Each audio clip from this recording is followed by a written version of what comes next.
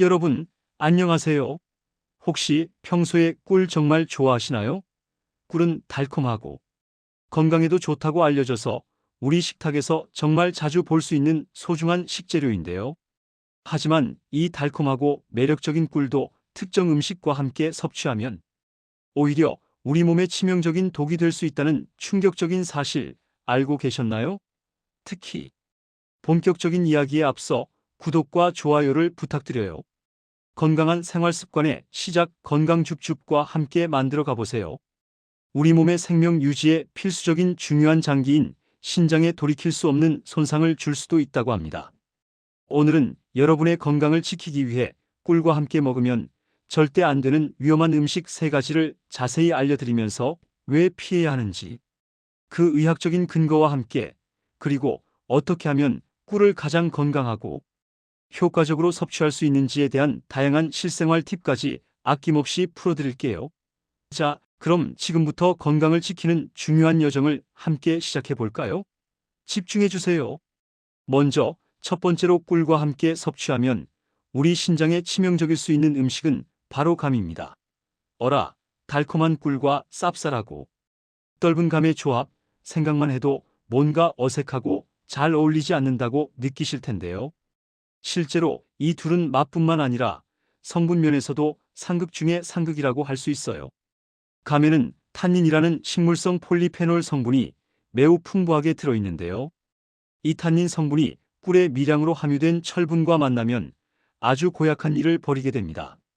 바로 탄산철이라는 불용성 화합물을 만들게 되는 거죠. 여기서 불용성이라는 단어가 핵심입니다. 불용성이라는 건 물에 잘 녹지 않는다는 뜻인데요. 이렇게 우리 몸속에서 만들어진 탄산철은 소화기관에서 제대로 흡수되지 못하고 또한 배출되지도 못하고 우리 몸속을 떠돌다가 결국에는 신장에 차곡차곡 쌓이게 됩니다.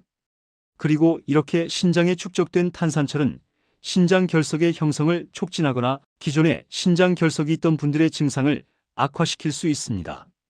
상상만 해도 정말 끔찍하죠? 신장 결석은 작은 돌멩이가 신장 안에 생기는 질환인데 이는 극심한 옆구리 통증을 동반하고 소변 흐름을 방해하며 심한 경우에는 신장 기능 저하로 이어질 수 있는 무서운 질병입니다. 특히 60세 이상 어르신들의 경우 신장 기능이 자연스럽게 약해져 있을 수 있기 때문에 이러한 탄산철 축적에 더욱 취약하고 신장 결석 발생 위험이 현저히 높아질 수 있다고 하니 각별히 조심해야 해요. 그러니 꿀과 감은 꼭 따로 드시는 게 현명한 선택입니다. 만약 감을 먹었다면 최소 3시간에서 4시간 정도는 충분한 시간 간격을 두어서 꿀을 섭취하는 것이 우리 몸의 소화기관이 탄닌과 철분을 분리하여 처리할 수 있도록 도와주므로 훨씬 안전합니다. 기억하세요. 감과 꿀은 안녕. 우리 신장의 건강을 위해 이 중요한 정보를 꼭 지켜주세요. 두 번째로 꿀과 함께 섭취하면 소화 불량을 일으키고 신장에 부담을 줄 수 있는 위험한 음식은 바로 콩류입니다. 여기에는 우리가 즐겨 마시는 두유, 식탁에 자주 오르는 두부, 그리고 다양한 콩으로 만든 모든 식품이 포함돼요. 콩은 우리 몸에 필수적인 단백질과 식이섬유가 풍부한 건강식품인데 꿀이랑 같이 먹으면 문제가 된다니 다소 의외라고 생각하실 수도 있어요. 하지만 여기에도 과학적이고 의학적인 이유가 명확히 숨어 있답니다. 꿀에는 유기산 성분이 다양하게 들어 있습니다. 예를 들어 글루콘산, 구연산, 사과산 등이 대표적이죠. 이 유기산 성분들이 콩에 풍부하게 함유된 단백질, 특히 콩 단백질의 일종인 렉틴과 만나면 소화가 잘 안 되는 물질을 형성하게 됩니다. 쉽게 말해 꿀의 유기산이 콩 단백질의 구조를 변형시키거나 엉키게 만들어서 우리 몸의 소화 효소가 제대로 작용하지 못하게 방해하는 거죠. 이렇게 되면 우리 위와 장이 평소보다 훨씬 더 많은 에너지를 써서 소화 활동을 해야 하고 그 결과 소화 불량, 복부 팽만감, 가스 발생, 심하면 복통까지 일으킬 수 있습니다. 그리고 소화가 제대로 되지 않은 미처 분해되지 못한 물질들이 우리 혈액 속으로 흡수되어 신장으로 이동하게 되면 신장이 이 물질들을 걸러내고 배출하기 위해 과도하게 활동하게 되면서 신장 기능에 불필요한 무리를 줄 수 있습니다. 특히 평소에 소화기관이 약하신 분들이나 이미 신장 건강에 신경 써야 하는 만성 신장 질환 환자분들은 꿀과 콩류를 함께 섭취하는 것을 절대적으로 피하는 게 좋습니다. 꿀과 콩류 역시 최소 2시간 이상 충분한 간격을 두고 드시는 것이 우리 몸의 소화 시스템에 여유를 주고 신장 부담을 덜어주는 현명한 방법이에요. 우리의 소중한 신장을 위해 꿀과 콩류는 잠시 떨어뜨려 놓는 걸로 약속해요. 이 작은 습관이 여러분의 건강을 지키는 데 큰 도움이 될 것입니다.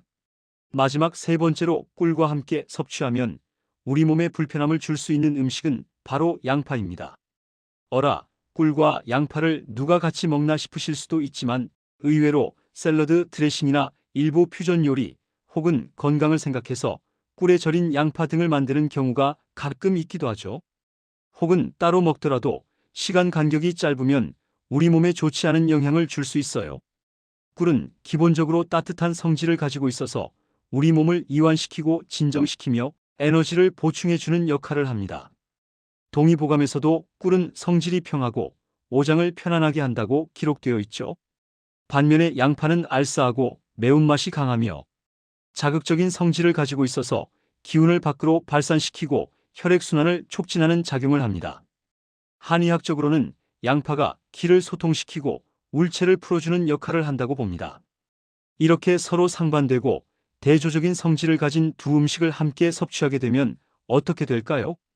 바로 우리 위장과 대장에 혼란과 충돌을 주고 과도한 자극을 줄 수 있습니다. 대표적인 증상으로는 복부 팽만감이 있을 수 있어요.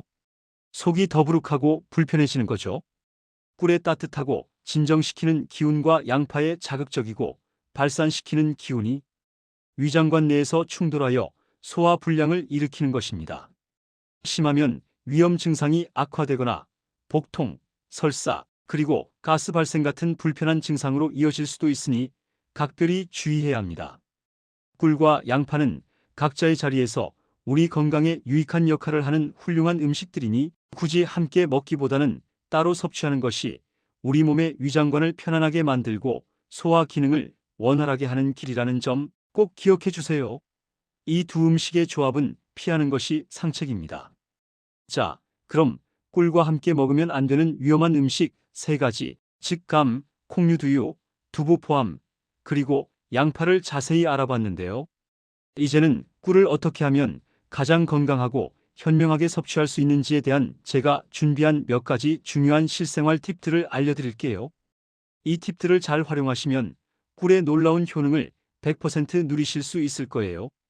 첫째, 영유아에게는 절대로 금지입니다. 만 36개월 미만, 즉 3세 미만의 어린아이에게 꿀을 먹이는 것은 매우 위험한 행동입니다. 꿀 속에는 보툴리눔균 포자라는 것이 미량으로 들어있을 수 있는데 성인의 장에서는 이 포자가 아무런 문제를 일으키지 않지만 영유아의 미성숙하고 면역력이 약한 장 환경에서는 이 포자가 활성화되어 독소를 만들어낼 수 있습니다. 이 독소는 보툴리눔 중독증이라는 심각한 신경마비 질환을 유발할 수 있으며 이는 호흡곤란, 근육마비, 심하면 사망에 이를 수도 있는 무서운 질병입니다. 아무리 몸에 좋다고 소문난 꿀이라 할지라도 어린아이들에게는 치명적일 수 있으니 이 점은 반드시 그리고 엄격하게 지켜주세요. 우리 아이의 건강을 위한 가장 중요한 수칙입니다. 둘째, 당뇨병 환자분들은 꿀 섭취에 특히 아주 특별히 주의해야 합니다. 꿀은 천연 당분이긴 하지만 포도당과 과당으로 이루어져 있어서 혈당을 빠르게 상승시키는 경향이 있습니다. 따라서 혈당 관리가 매우 중요한 당뇨병 환자분들에게는 꿀 섭취가 혈당 조절에 부정적인 영향을 미칠 수 있어요. 반드시 주치의나 영양사와 충분히 상담하여 본인의 혈당 수치와 식단에 맞는 적절한 꿀 섭취량과 방법을 결정해야 합니다. 임의로 꿀을 섭취하거나 과도하게 섭취하는 것은 혈당 스파이크를 유발하여 합병증 위험을 높일 수 있으니 조심 또 조심하셔야 합니다. 셋째, 적정량을 지켜서 섭취하는 것이 매우 중요합니다. 꿀은 아무리 몸에 좋고 영양가가 풍부하다고 해도 칼로리가 높고 당분이 많기 때문에 과다하게 섭취할 경우 체중 증가와 비만의 위험이 있습니다. 건강한 성인의 경우 하루에 밥숟가락으로 한 스푼 정도, 즉 약 2030지 정도가 적당하다고 전문가들은 권장합니다. 맛있다고 너무 많이 드시면 오히려 건강을 해칠 수 있으니 항상 적당량을 지키는 지혜를 발휘해 주세요. 과유불급이라는 말이 꿀에도 해당됩니다. 넷째, 섭취 시간과 방법도 현명하게 선택하는 것이 중요합니다. 아침 공복에 꿀만 단독으로 드시는 것은 혈당을 급격하게 올릴 수 있어서 좋지 않습니다. 특히 혈당 조절 능력이 약한 분들에게는 더더욱 그렇습니다. 꿀은 식사 후에 소량의 미지근한 물과 함께 섭취하거나 따뜻한 차에 넣어 마시는 것이 혈당 부담을 줄이고 소화에도 도움을 줄 수 있습니다. 꿀은 몸을 따뜻하게 하는 성질이 있어서 감기에 걸렸을 때 생강차에 넣어 마시거나 목이 아플 때 배숙에 넣어 먹는 것처럼 따뜻한 음식이나 음료와 함께 섭취하는 것이 시너지 효과를 내고 우리 몸의 면역력 강화에도 좋은 궁합입니다. 마지막으로 신장 건강에 특별히 도움이 되는 꿀을 찾으신다면 마누카 꿀을 추천합니다. 마누카 꿀은 뉴질랜드 마누카 나무의 꽃에서 채취한 꿀로 일반 꿀보다 메틸글리옥살이라는 활성 성분이 풍부하게 함유되어 있습니다. 이 MGO 성분 덕분에 마누카 꿀은 강력한 항균 및 항염 작용을 합니다. 이러한 항산화 작용은 신장세포 손상을 예방하고 신장 내의 염증 반응을 완화하는 데 도움을 줄 수 있다고 해요. 따라서 신장질환 예방 및 치료 보조에 효과적일 수 있다는 연구 결과들도 나오고 있습니다. 물론 꿀은 약이 아니므로 맹신하기보다는 건강보조식품으로 꾸준히 섭취하는 것을 고려해 볼 수 있습니다. 전문가와 상담 후 본인에게 맞는 꿀 종류를 선택하는 지혜를 발휘해 보세요. 여러분, 오늘 꿀과 함께 먹으면 안 되는 위험한 음식 3가지 감, 콩류, 양파와 함께 꿀을 가장 건강하고 효과적으로 섭취할 수 있는 다양한 실생활 팁들에 대해 정말 자세히 알아봤는데요. 우리가 평소에 아무 생각 없이 무심코 먹던 음식들이 이렇게 우리 몸의 중요한 장기인 신장을 포함한 전신 건강에 미묘하지만 중요한 영향을 줄 수 있다는 사실이 정말 놀랍고도 중요한 깨달음이 아닐 수 없습니다. 건강은 하루아침에 얻어지는 것이 아니라 이처럼 작은 습관들이 모여서 만들어지는 소중한 결과입니다. 오늘 제가 알려드린 정보들을 바탕으로 여러분의 식습관을 다시 한번 점검해 보시고 더욱 건강하고 활기찬 삶을 만드시길 진심으로 바라겠습니다. 혹시 더 궁금한 점이 있거나 다른 건강 정보가 필요하시다면 언제든지 댓글로 질문해 주세요. 제가 성심성의껏 답변해 드리겠습니다. 다음에도 여러분의 건강을 책임지는 더욱 유익하고 알찬 정보로 다시 찾아오겠습니다. 그때까지 모두 건강하세요. 안녕.